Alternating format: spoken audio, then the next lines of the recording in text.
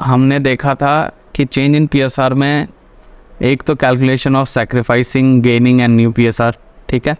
दूसरा है goodwill treatment करना पड़ता है, ठीक है, रिजर्व एंड सरप्लस और रिवैल्यूएशन ऑफ एसेट्स। तो गुडविल ट्रीटमेंट आज हम देखने जा रहे हैं।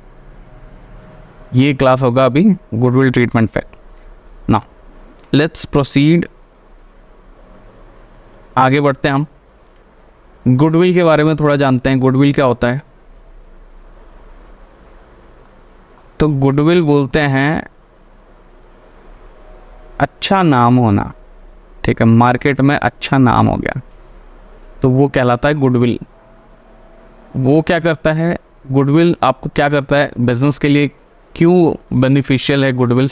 क्योंकि गुडविल जैसे ही बिजनेस का हो जाता है, मतलब मार्केट में नाम अच्छा हो जाता है, तो उस केस में कस्टमर्स जो हैं, कस्टमर्स को लोगों का ब्रांड, वो जो ब्रांड नेम है वो याद रहता है और वो अपने फ्रेंड्स एंड फैमिलीज़ को रेकमेंड करते हैं।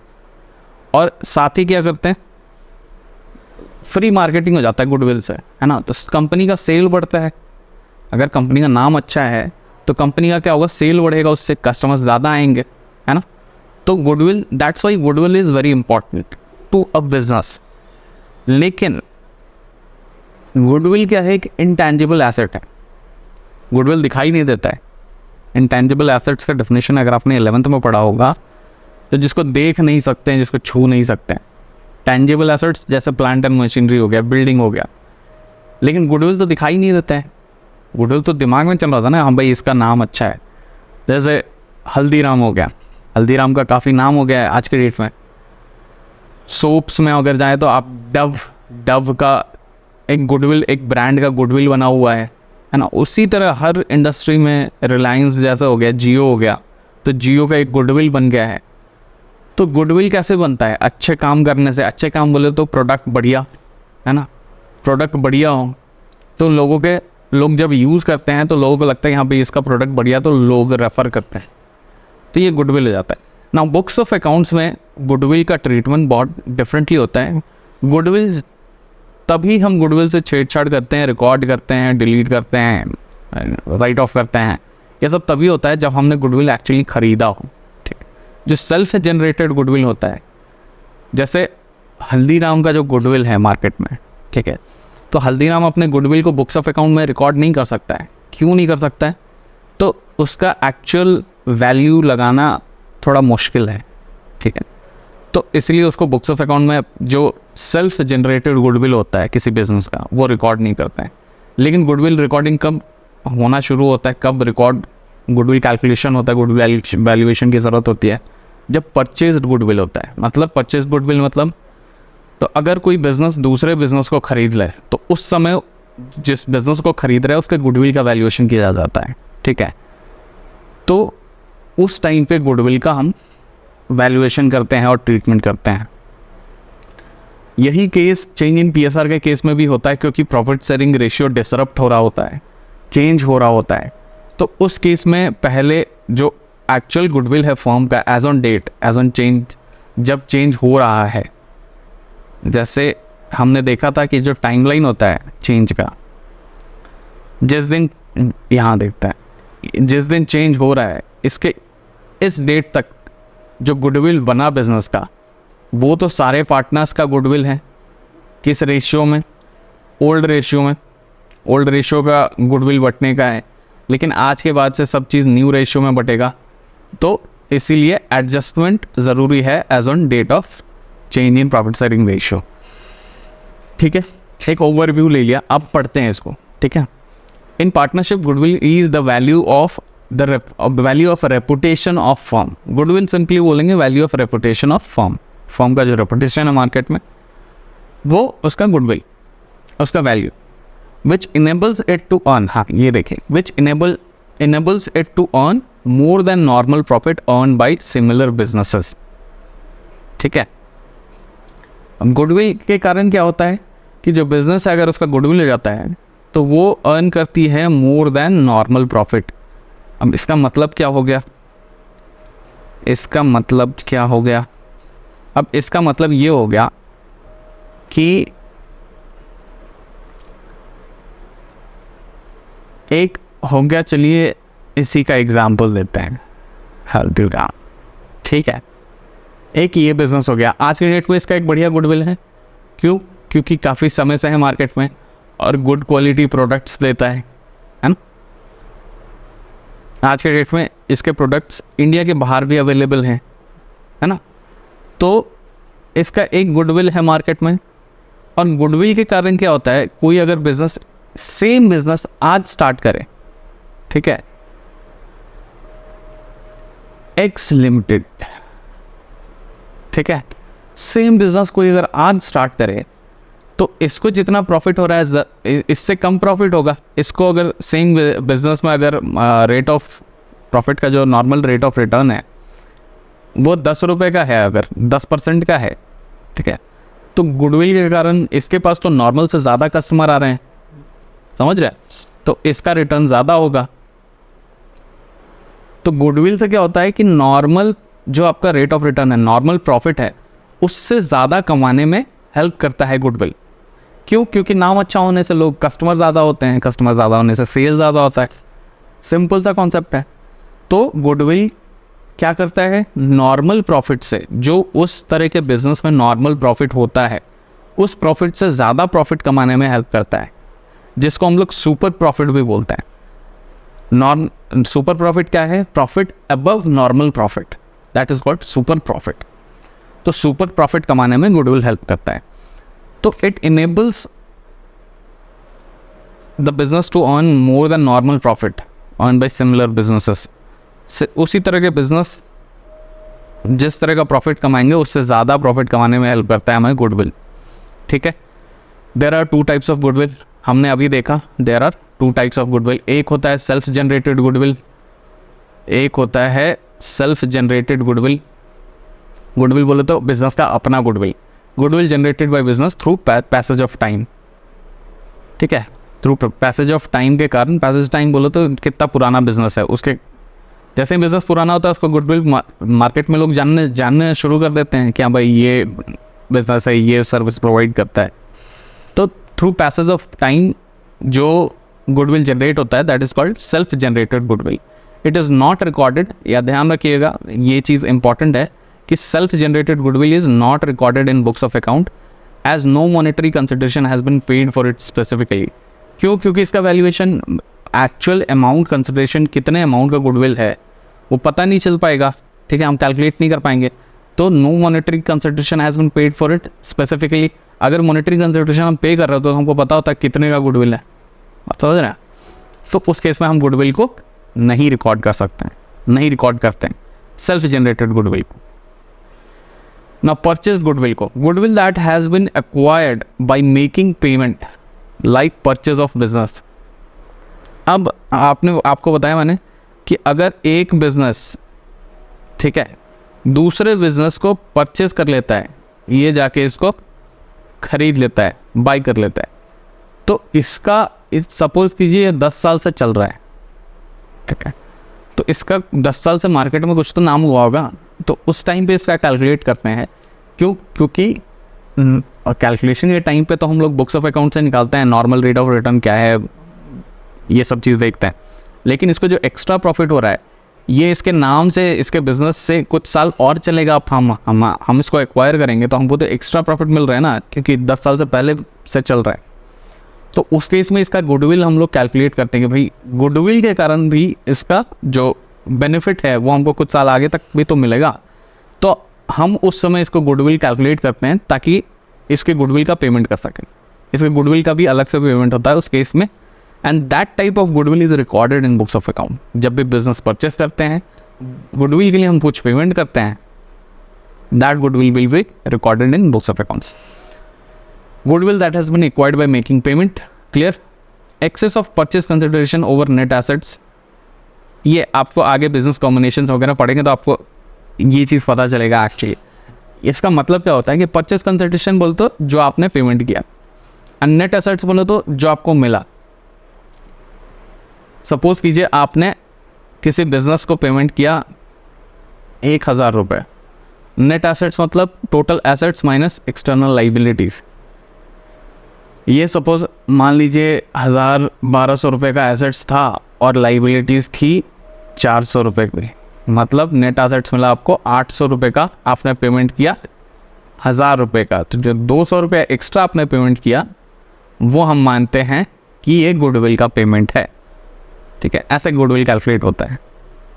Now purchase goodwill is recorded in books and is amortised over period. Amortisation, अगर आप इस वर्ड से फेमिलियर नहीं हैं तो अमोर्टाइजेशन का सिंपल मतलब होता है डिप्रिसिएशन।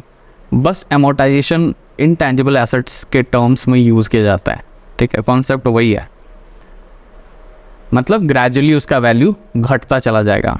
फिक्स एसेट्स के केस में, टैंजिबल के केस में हम इसको डेप्रिसिएशन बोलते थे, और इनटैंजिबल के केस में हम इसको क्या बोलेंगे, अमोर्टाइजेशन।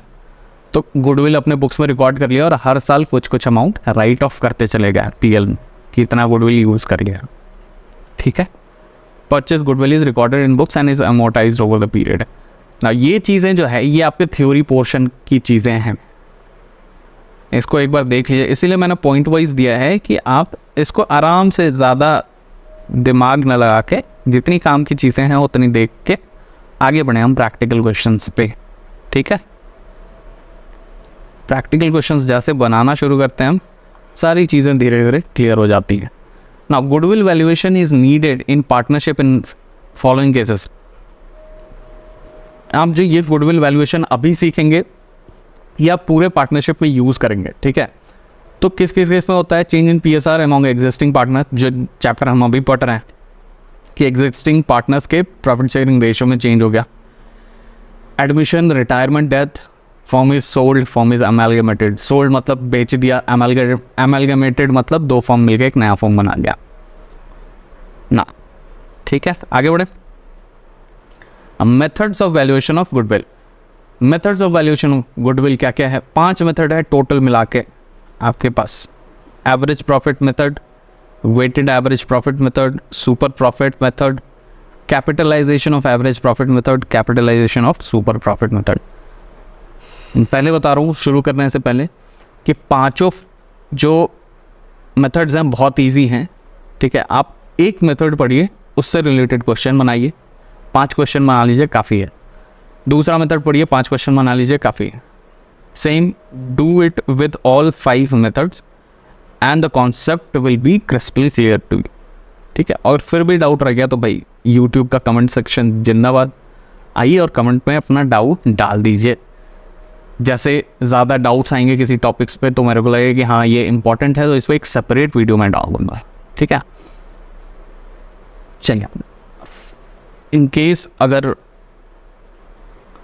कोई ज़्यादा डाउट हो रहा है आपको, तो आप YouTube के ऊपर जाएंगे, कॉर्नर पे आपको टेलीग्राम का बटन मिलेगा, आप टेलीग्राम पे भी अपने डाउट्स को शेयर कर सकते हैं।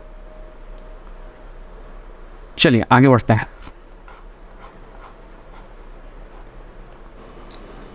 Okay, let's start. अभी तक हमने देखा कि आपके बुक, आपके सिलेबस में 5 मेथड्स हैं गुडविल कैलकुलेशन के, ठीक है। हम पांचों मेथड्स को एक एक करके देखेंगे। ये जो हम कैलकुलेट कर रहे हैं वो क्या कैलकुलेट कर रहे हैं, ये हम कैलकुलेट कर रहे हैं पूरे फर्म का, पार्टनरशिप फर्म का गुडविल, पूरे पार्टनरशिप फर्म का गुडविल कैलकुलेशन के 5 मेथड्स हैं, ठीक है। चलिए, सबसे पहला मेथड है average profit method. Average profit method क्या होता है, यहाँ पे देखिए एवरेज प्रॉफिट का यूज़ किया गया है। एवरेज प्रॉफिट मेथड में हम गुडविल कैसे कैलकुलेट करते हैं, goodwill is calculated on the basis of past years profit, मतलब पिछले साल, इस साल के पहले के सालों में कितने कितने प्रॉफिट हुए हैं, उस हिसाब से हम करंट पीरियड में, करंट डेट पे गुडविल का कैलकुलेशन करते हैं। हम मानते हैं कि एवरेज पीरियड इतना, नॉर्मली एक एवरेज निकालेंगे कि नॉर्मली इतना प्रॉफिट हमें हर साल में हो रहा है और यही प्रॉफिट आगे भी कंटिन्यू रहेगा कुछ सालों तक, ठीक है। तो इसमें गुडविल का कैलकुलेशन कैसे होता है, value of goodwill is equal to average profit into number of years purchased. ना, नंबर ऑफ ईयर्स परचेज आपके क्वेश्चन में हमेशा गिवन रहेगा, ठीक है। You won't be asked to calculate the number of years purchase, it will be always given in your question, Now the only one thing that you will be required to calculate, सिर्फ एक चीज़ आपको calculate करनी है, वो है average profit. Average profit क्या होती है? एवरेज प्रॉफिट कैसे कैलकुलेट करते हैं? Average profit is equal to sum of profit और loss divided by number of years. ठीक है, सिंपल नॉर्मल एवरेज जैसे निकालते हैं हम, एक क्वेश्चन से इसको देखेंगे। बिफोर कैलकुलेटिंग है, अब एक चीज़ आपको ये वेरी वेरी इंपॉर्टेंट, क्या इसको स्टार मार्क कर लीजिए कि before calculating average profit any abnormal items, items बोले तो इनकम या एक्सपेंस, इनकम और गेन्स एंड एक्सपेंस और लॉस, एनी एबनॉर्मल इनकम और गेन और एक्सपेंस और लॉस। ठीक है, एबनॉर्मल क्या होता है? तो जो नॉर्मल नहीं हो, मतलब that are not expected to happen, not expected to happen in normal course of business. मतलब नॉर्मली ऐसा खर्चा या ऐसा गेन हमें नहीं होता है।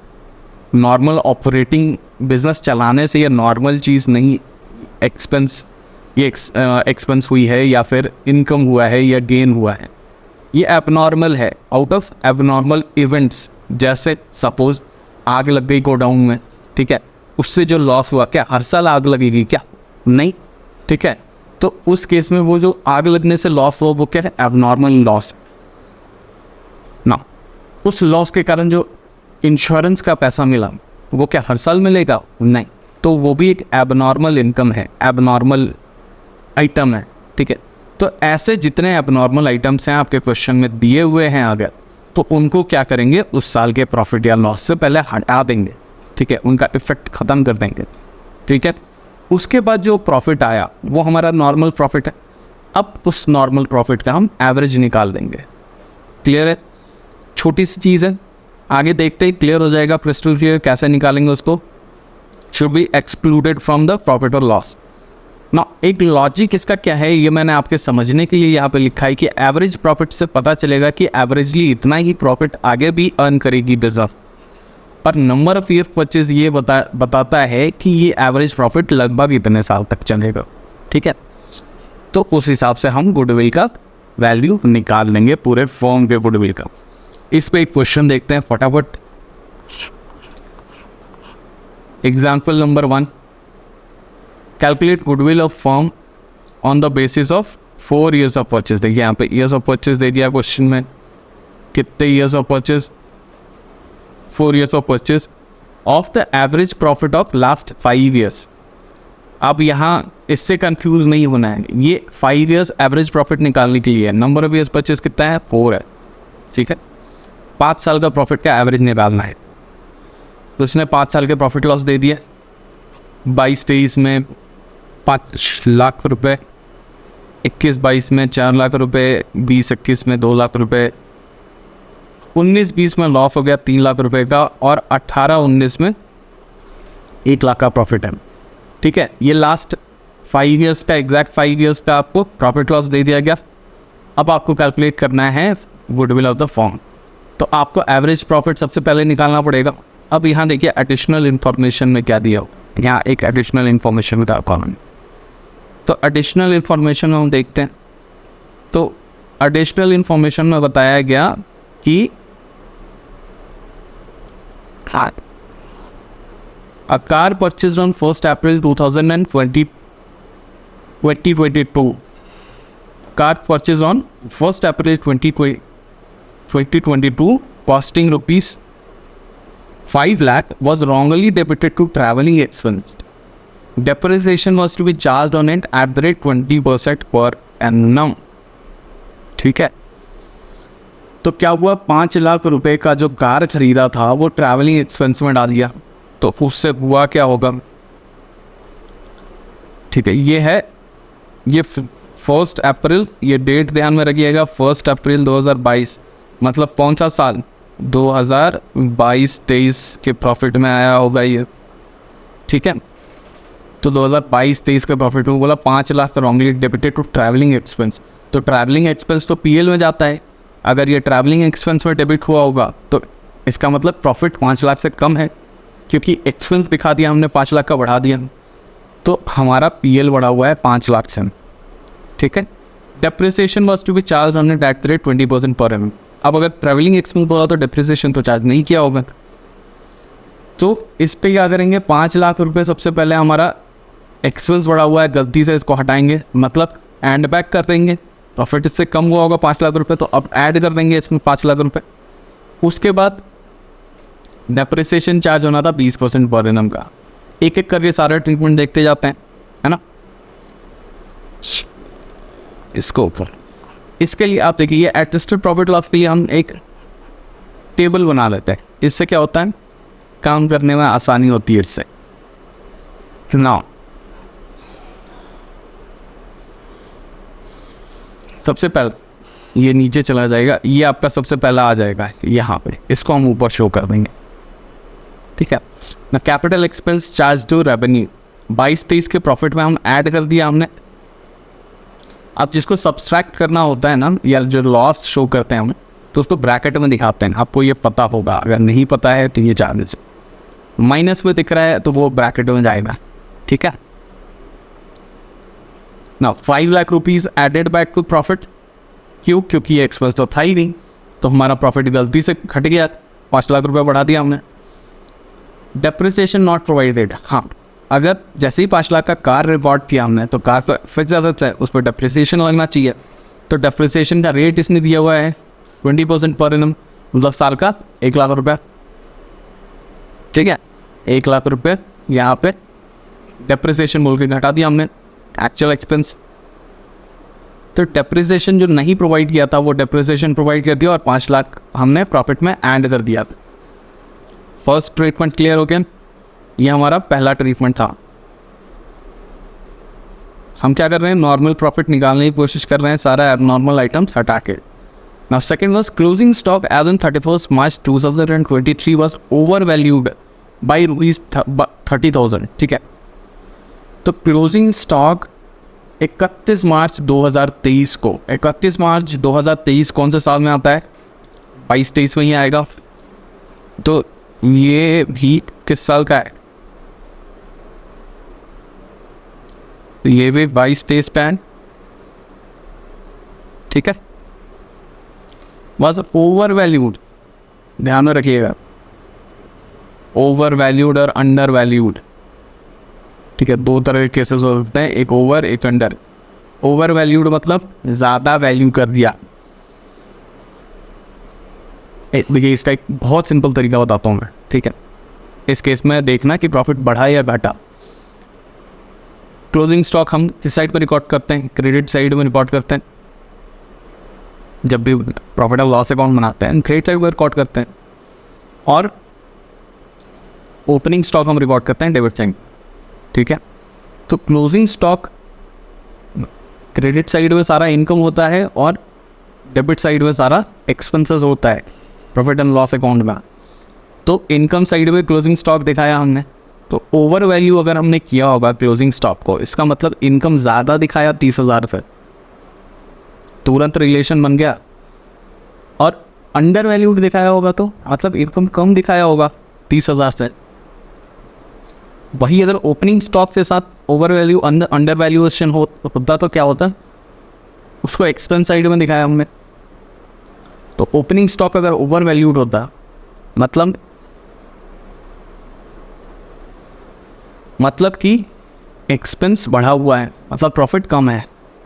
और अंडर वैल्यूड होता तो मतलब प्रॉफिट ज़्यादा दिखाया हुआ, एक्सपेंस कम दिखाया हुआ। तो ये एक सिंपल सा ट्रिक है, छोटा सा, तुरंत से इसको सॉल्व करने का। तो क्लोजिंग स्टॉक ओवर वैल्यूड है, तो क्लोजिंग स्टॉक इनकम साइड होता है। ओवर वैल्यू मतलब ज़्यादा दिखाना, वैल्यू से ज़्यादा ओवर वैल्यूड। तो हमारा 30,000 का इनकम बढ़ा हुआ है, हम क्या करेंगे, इसको घटा लेंगे। तो हम 22-23 में से 30,000 रुपये घटा लिया, ठीक है। क्लियर हो गया।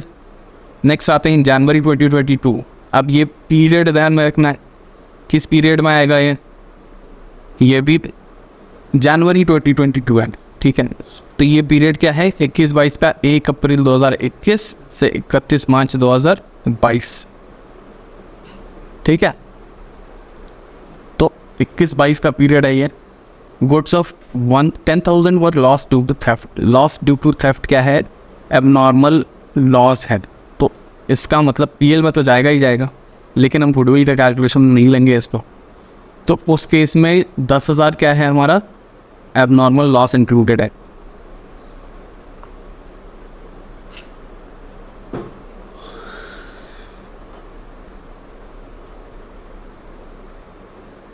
$10,000 हमारा एबनॉर्मल लॉस इंक्लूडेड है। Claim of ₹5,000 was receive from the insurance company. बोला 10,000 का लॉस हुआ, 5,000 इंश्योरेंस कंपनी से मिल गया, तो 10,000 भी एबनॉर्मल है और 5,000 भी एबनॉर्मल इनकम है।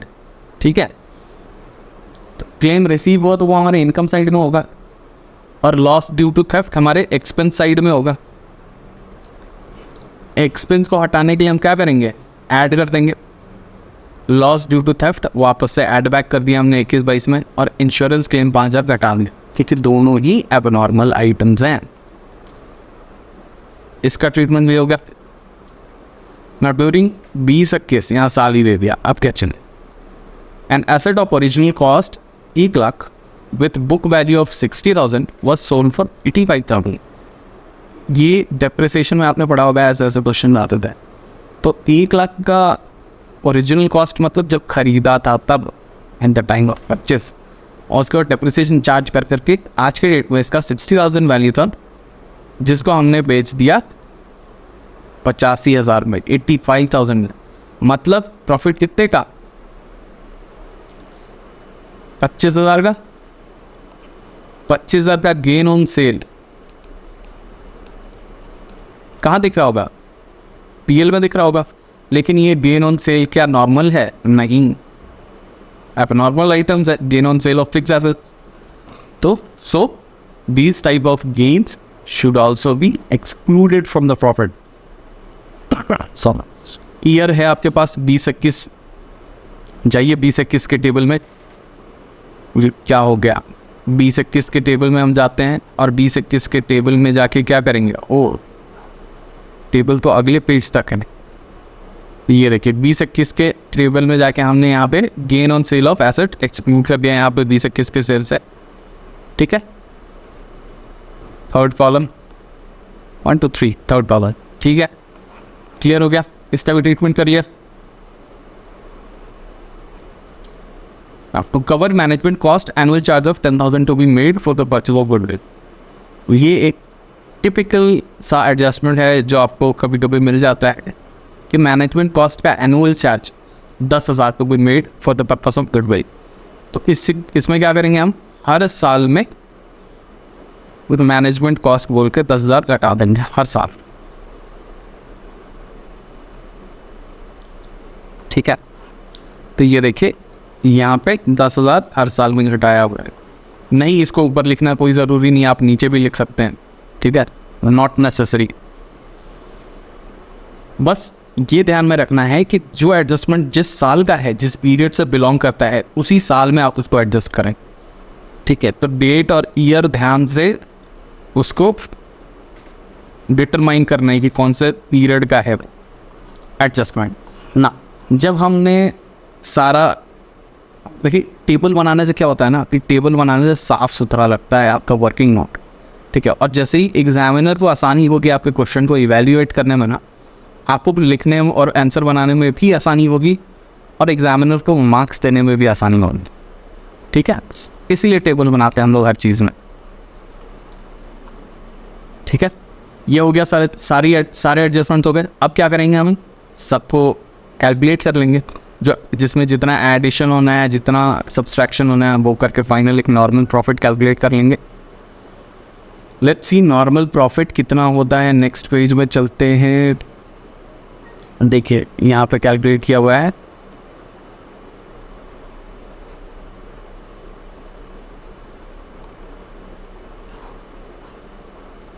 एडजस्टेड प्रॉफिट या लॉस 8,60,000, 395, 165, 3,10,000 का लॉस और 90,000 का प्रॉफिट। ये सारे आपके हर ईयर के एडजस्टेड प्रॉफिट हो गए। ठीक है ना। एवरेज प्रॉफिट अब इस पर कैलकुलेट करेंगे। कैसे एवरेज प्रॉफिट कैलकुलेट करने का फॉर्मूला क्या था? कि सारे प्रॉफिट को जोड़ दो और डिवाइडेड बाई कितना नंबर ऑफ ईयर्स है वो डिवाइड कर दो उससे।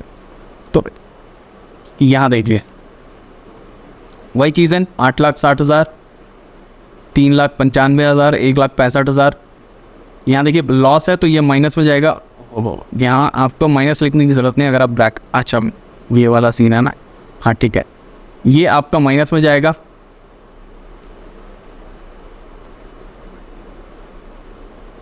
ठीक है, और फिर ये प्लस में जाएगा और फिर ये डिवाइड हो जाएगा 5 से। समझ में आ गया? टोटल करके 5 से डिवाइड कर देंगे। टोटल आया 12 लाख रुपए यानी 2,40,000 रुपया एवरेज प्रॉफिट। स्टेप 2, स्टेप 1 में क्या किया था हमने? एडजस्टेड प्रॉफिट निकाला था। स्टेप 2 में एवरेज प्रॉफिट निकाला। स्टेप 3 में गुडविल कैलकुलेट करेंगे। गुडविल ऐसे कैलकुलेट करेंगे, ये एवरेज प्रॉफिट निकल गया into number of years of purchase. 4 years का परचेस था क्वेश्चन में, देखा हमने।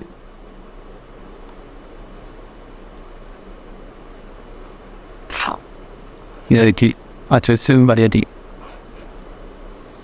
Goodwill inform on the 4 years of purchase. ठीक है,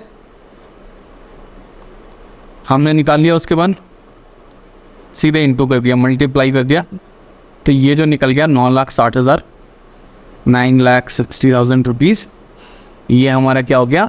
गुडविल का वैल्यू हो गया फॉर्म का।